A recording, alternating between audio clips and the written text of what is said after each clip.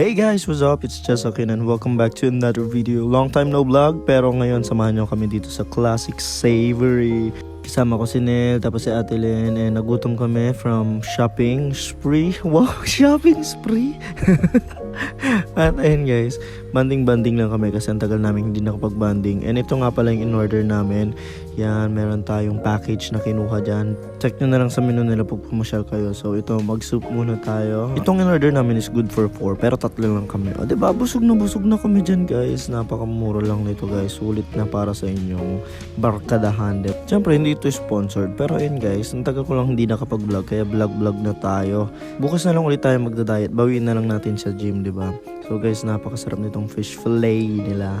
And napakalambot ng chicken guys. Super sulit talaga. Kaya sign mo na to para mag-classic savory ka na rin. Ayun lang guys. See you next vlog. Bye bye. Love love.